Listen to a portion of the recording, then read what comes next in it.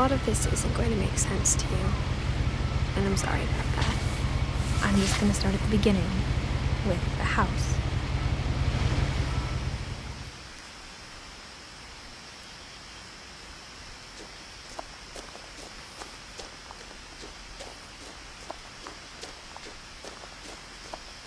I lived here until I was 11, but I wasn't allowed inside half the rooms.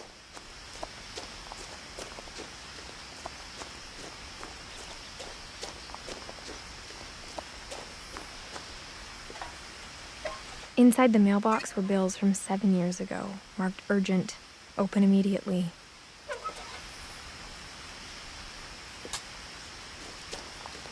I hadn't been back since my brother Lewis's funeral.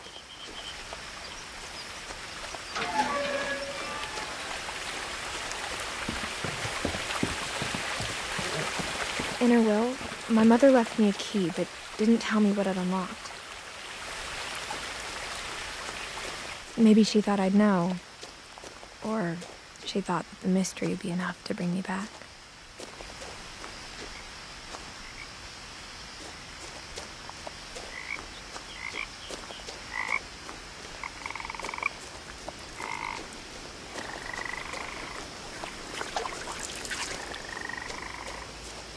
The truth is, even after I inherited the house, I never thought I'd come back to it. But now I had questions about my family that only the house knew the answers to. The woods around the house have always been uncomfortably silent, as if they're about to say something but never do.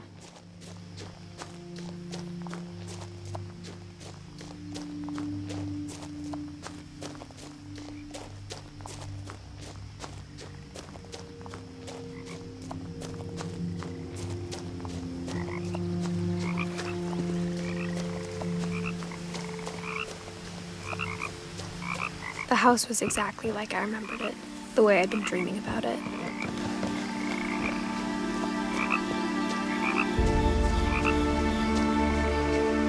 As a child, the house made me uncomfortable in a way I couldn't put into words.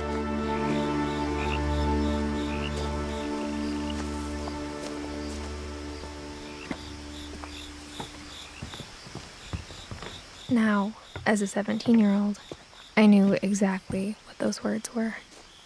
I was afraid of the house.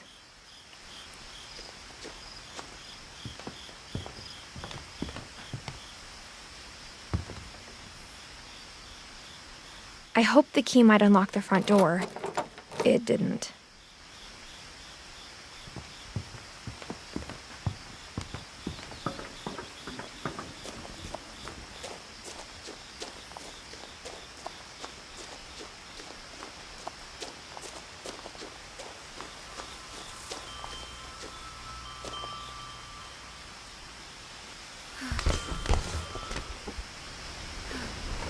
Crawling through the doggy door used to be a lot easier when I was 11.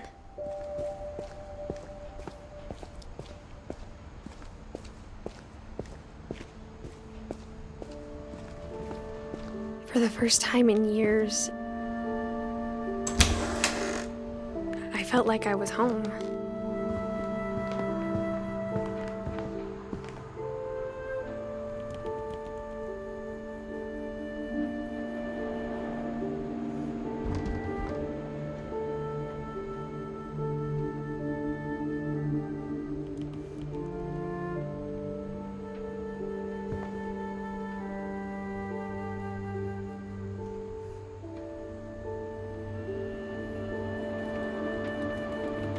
But instead of a family, there were just memories of one.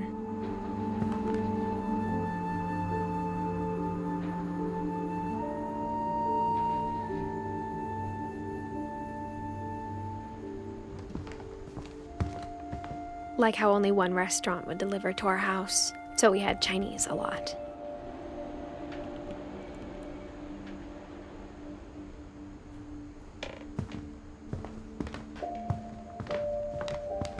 Or how after Lewis started working at the cannery, we all got sick of eating salmon. Except our cat, Molly.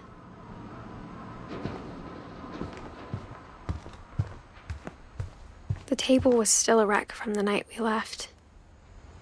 It was like a bomb had gone off, killing everyone but sparing the furniture.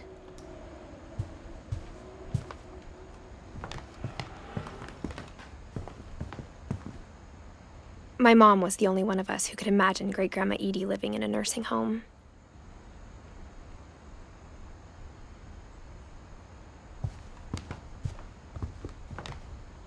Nothing in the house looked abnormal. There was just too much of it, like a smile with too many teeth. Even the fireplace had a story. Edie told me the bricks came from the original house, after it sank.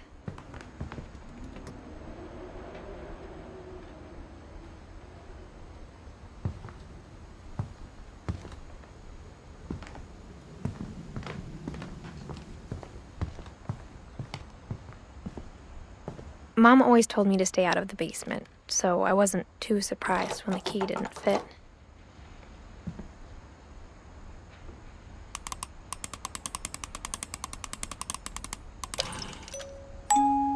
Great-Grandpa Sven built a music box for Barbara, along with the rest of the house.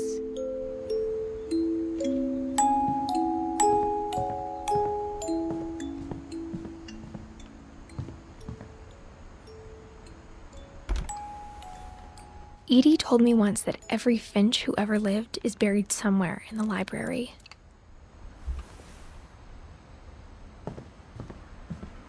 My mom wasn't much of an optimist, but she never stopped believing that my brother Milton was alive.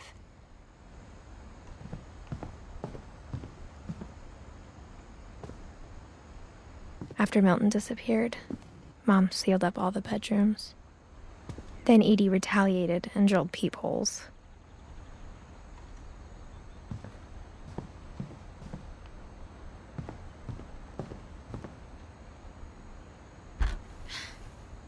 Molly always seemed like a girl I could imagine being friends with, if she hadn't died in 1947.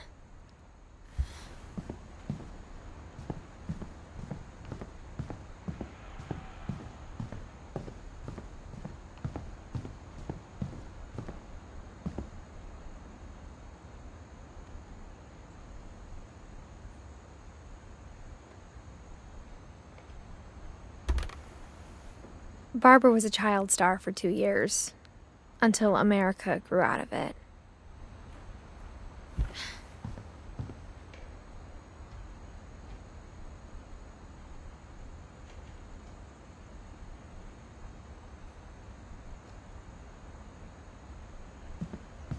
Whenever people ask me about my family, the first thing they always want to know about is Barbara.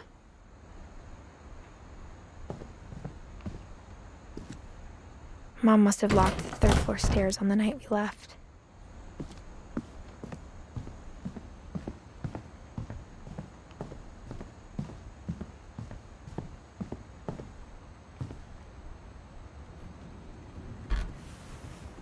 My Grandpa Sam spent 7 years sharing a room with his dead brother, Calvin.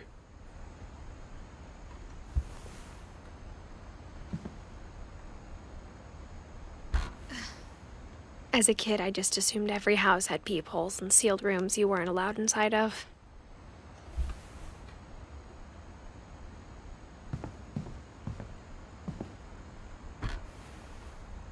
The last time I was in Edith Sr.'s room, I was 10 and she was painting my portrait.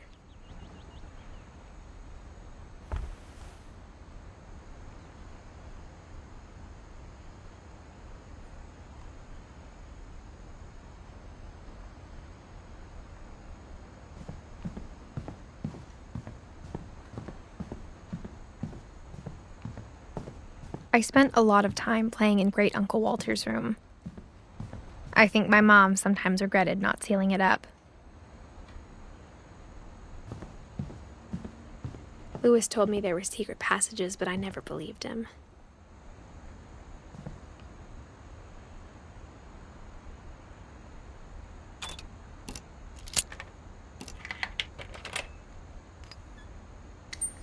Turns out, my mom was really good at keeping secrets. Now it was time to find out what my mom had been afraid of.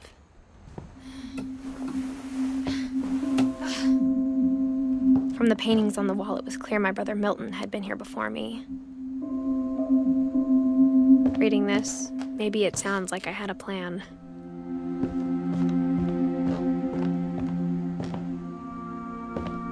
But I had no idea what was behind that door.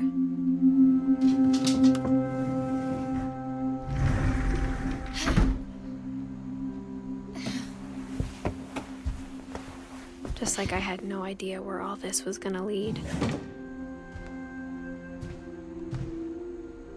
I grew up looking at Molly's room through the peephole. Molly's gerbil had a tiny bedroom with its own even tinier gerbil cage.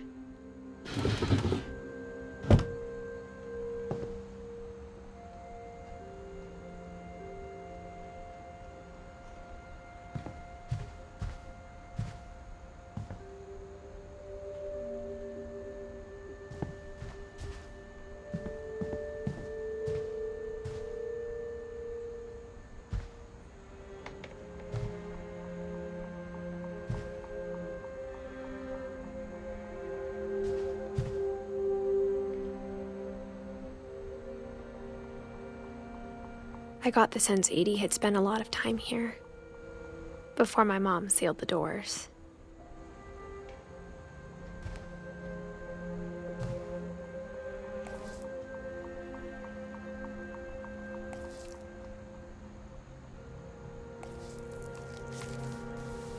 December 13th, 1947. Dear Diary, I'll be gone soon, but I wanted to tell somebody about what's gonna happen. It started when Mom sent me to bed without dinner. I woke up and I was starving, so I looked around for something to eat.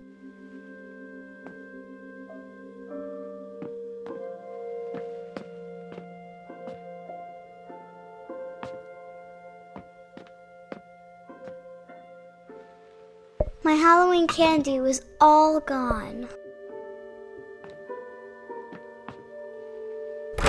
Mom, can I come out now? Sweetheart, it's late. Go to sleep. The gerbil food was dry, but I didn't mind it.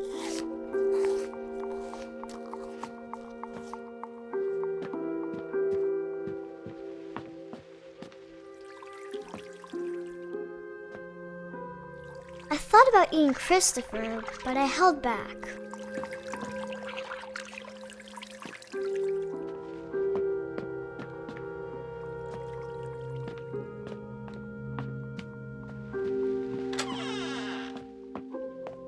I kept eating and eating.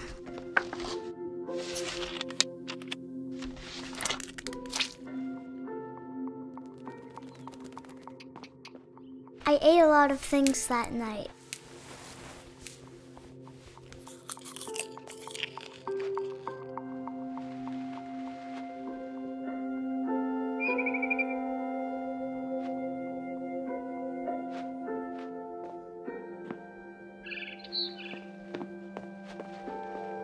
Then I heard chirping outside my window. It was a barn swallow going back to her nest. I reached out for her.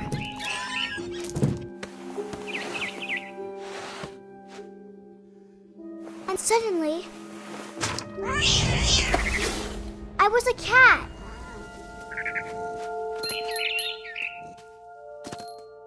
I tried to be quiet, but the bird was really scared.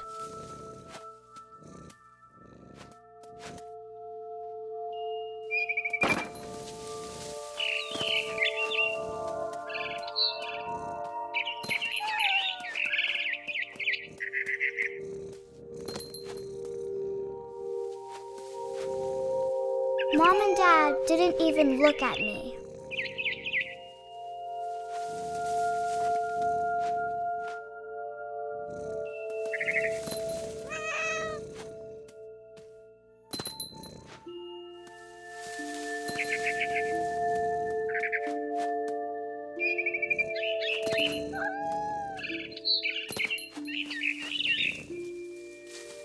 I jumped and I almost got her.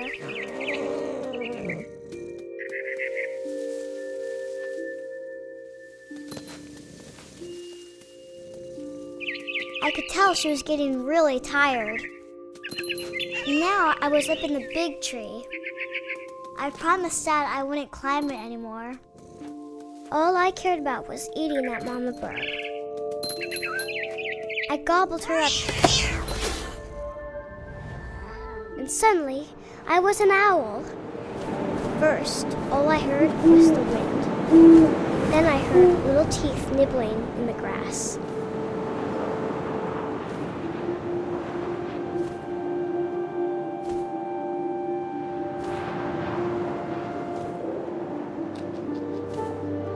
Rabbits.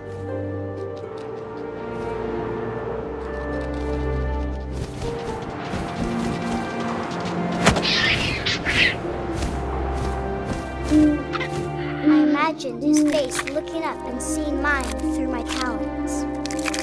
I swallowed him up, and I didn't chew one bit. Then I flew off to find something bigger.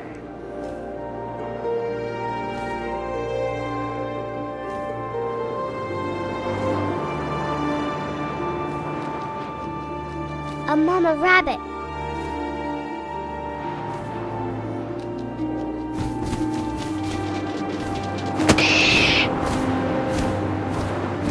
She was almost too big to carry. I started choking, but I couldn't stop eating. And suddenly, I was a shark.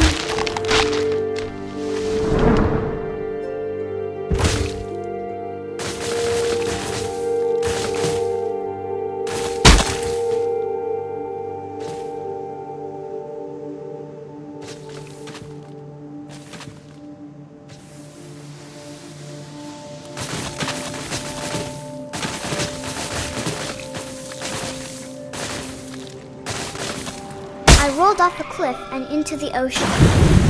Now, I was hungrier than ever.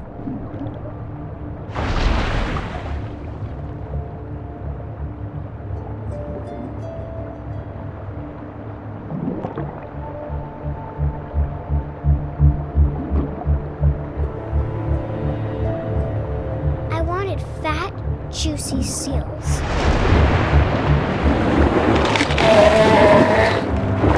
Off her flipper, and it tasted really good.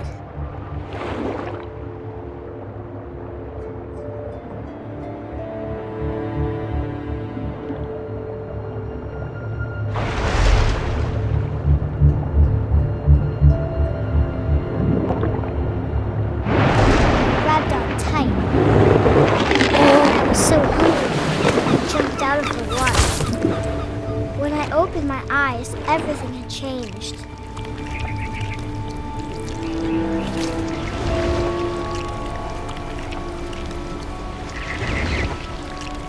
Now I was a monster, and I smelled people everywhere.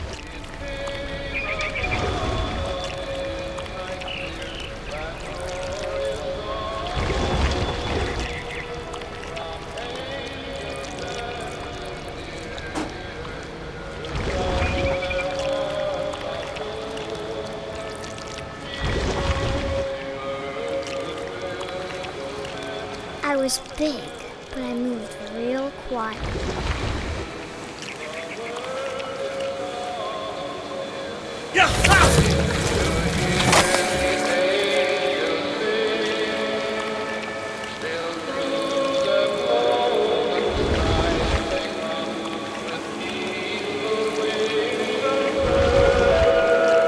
I wanted to stop, but also I didn't.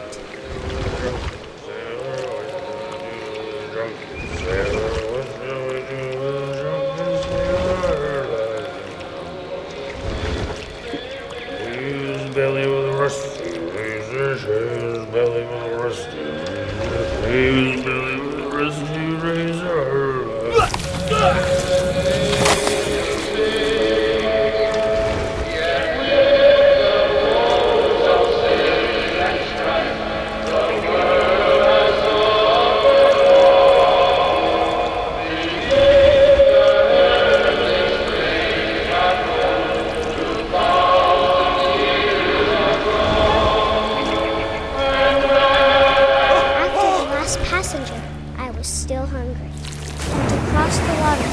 something new, something I had to have, so I swam towards it.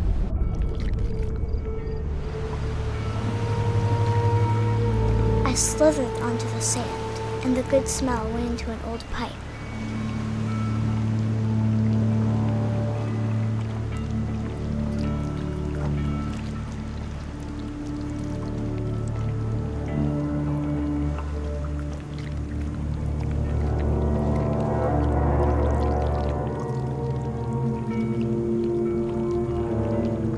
I got closer and closer.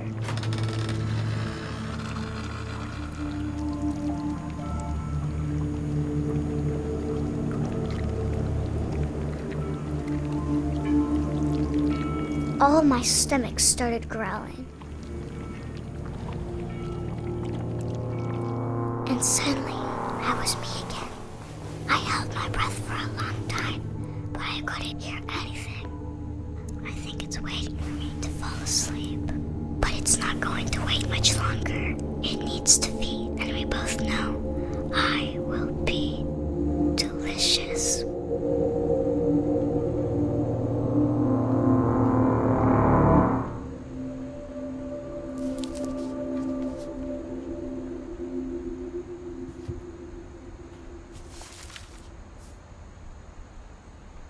I'm not sure if I believed all of that, but I'm sure Edie would have.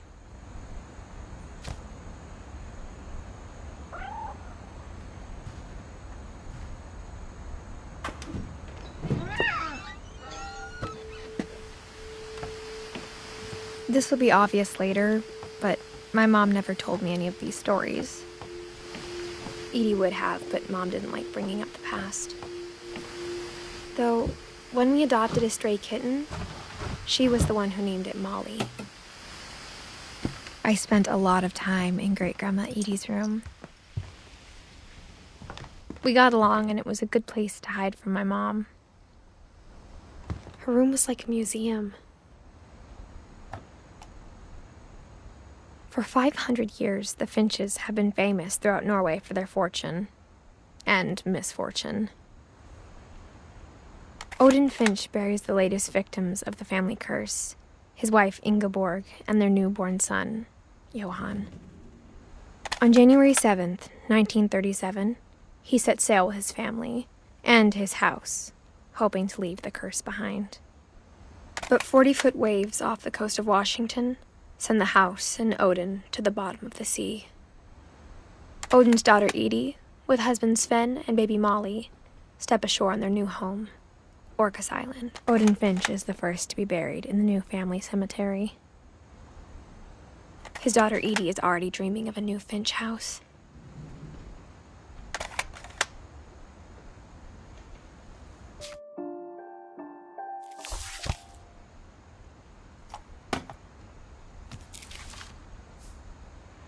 Whatever's wrong with this family, it goes back a long ways.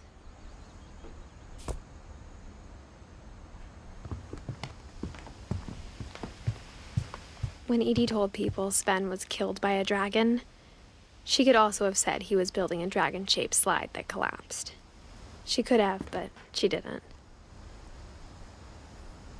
Even in her 90s, sometimes Edie seemed a lot younger than my mother. The only trace Grandpa Sam's first wife, Kay, left on the house was the pink bathroom.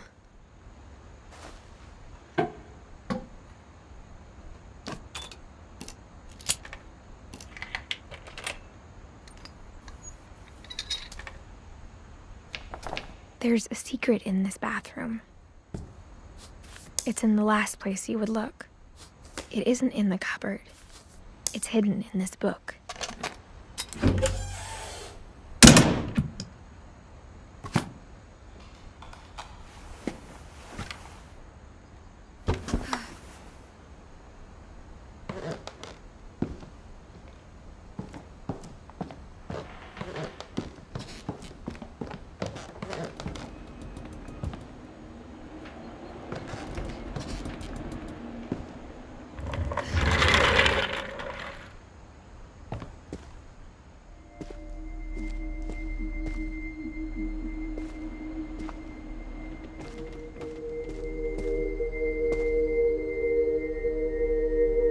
I knew Grandpa Sam had a twin, and that he never talked about him. I guess my grandpa didn't like history any more than my mom did.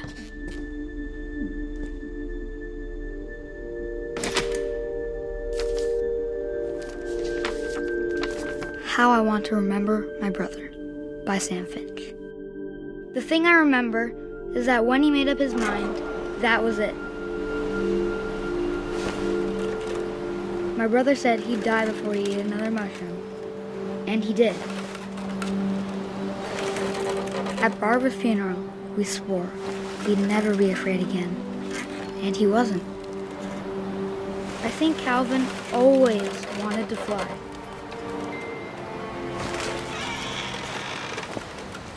Sam! Calvin! Dinner's ready!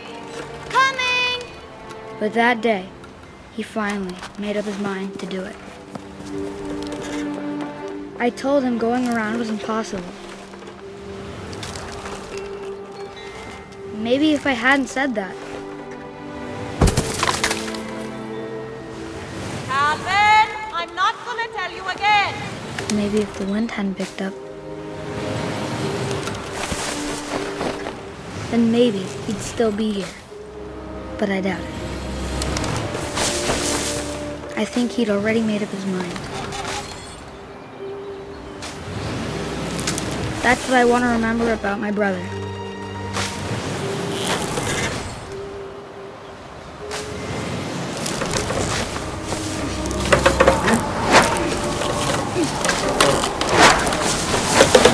The day he made up his mind to fly. And he did.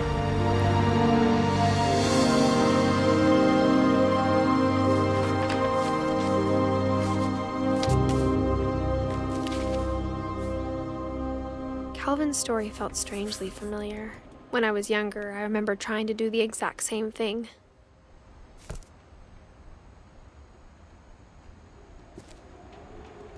After the funeral, Edie roped off Calvin's half of the room.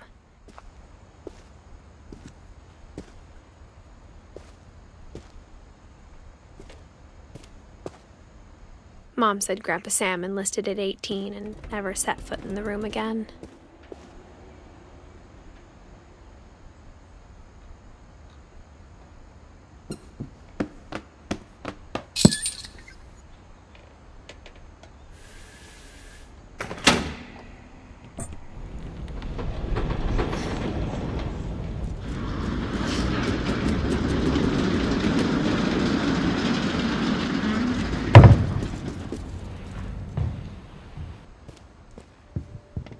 The passages were a pretty tight fit. They'd obviously been built for smaller hands and bellies.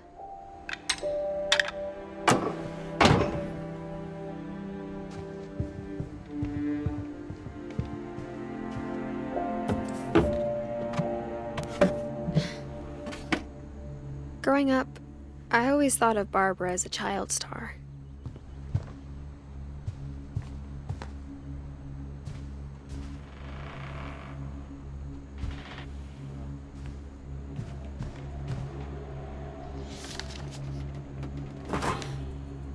Of all the stories people wrote about Barbara's death, I'm surprised Edie saved this one.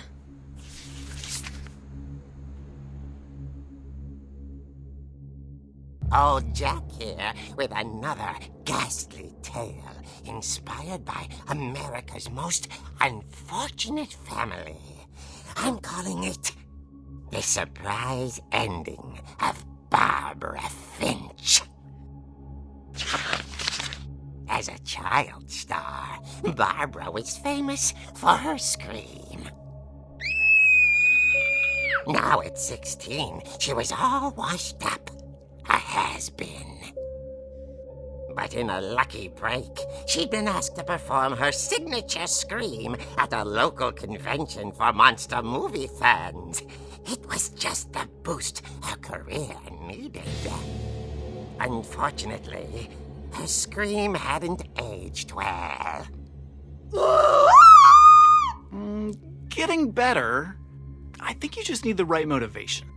Her biggest fan and current boyfriend, Rick, was about to demonstrate when... Now that was a great scream. It was Barbara's father, Sven. He'd slipped into a table saw and had to be rushed to the emergency room.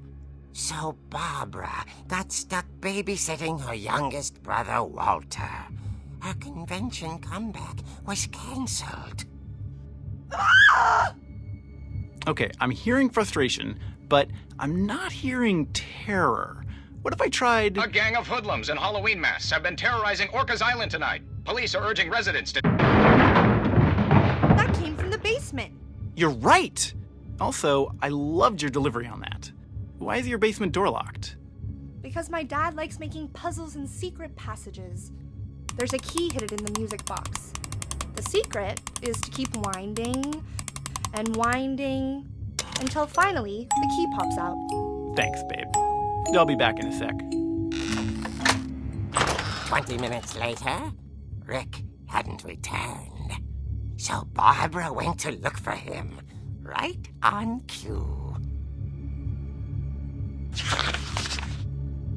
She reached for the music box. And as she wound the key, she listened for Rick, but the house was silent.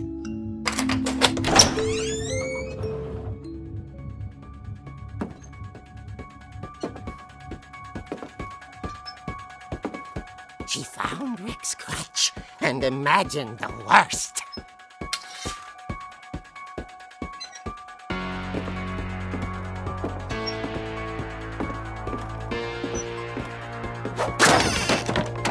The gang's leader is the infamous Hookman killer, Dr. Carl Hamill, who impaled and then ate his family 10 years ago tonight.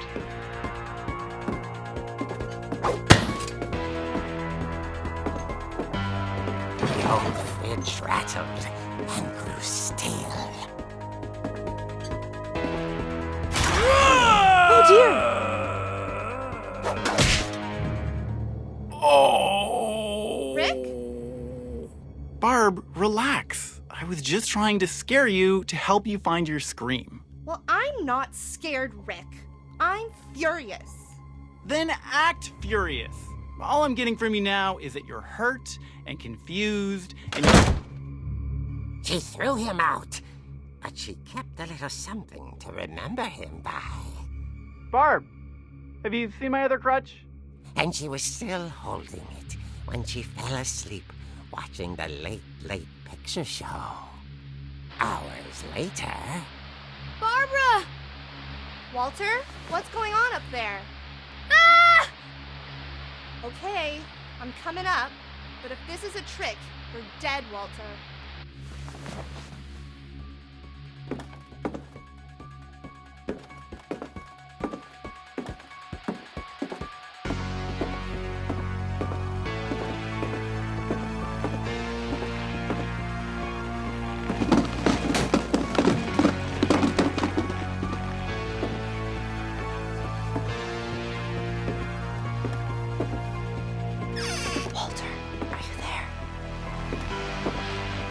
Walter vanished, but his bedside radio was still on.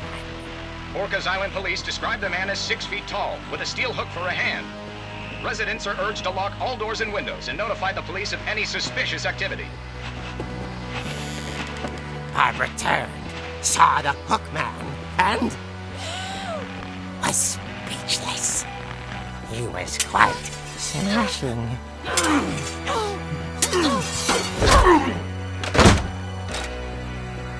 And whoever he was, he couldn't get enough of Barbara.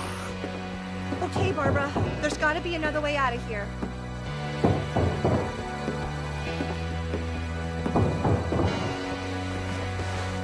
That night, she played her part beautifully.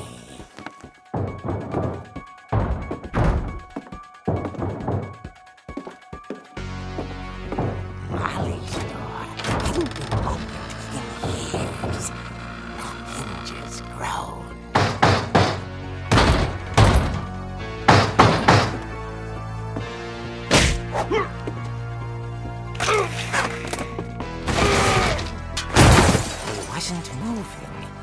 she sensed the story might not be over yet.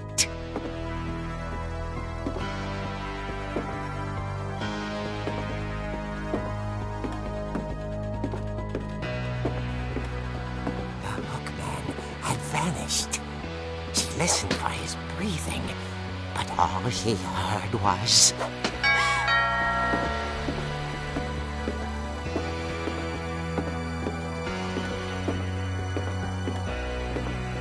At the door, she heard whispering. It was coming from inside the house.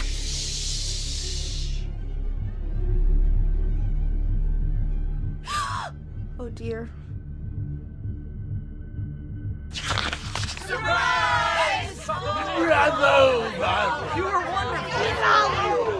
monsters had come to surprise her. For Barbara, it was a dream come true. Then she saw what kind of monsters they were, and she realized what was about to happen. She was going to be famous. And with her final breath, Barbara Finch gave the performance of her life.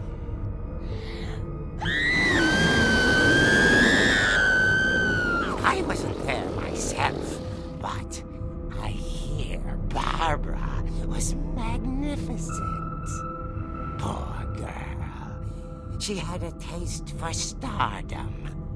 But unfortunately, so did her fans. Of course, the police blamed it all on poor Rick, who disappeared the same night. And little Walter, hiding under his bed the whole time. He took it all pretty hard, but that's another story. As for Barbara, tucked inside the music box was all they ever found of her. Her ear. Now that's what I call a real eerie tale.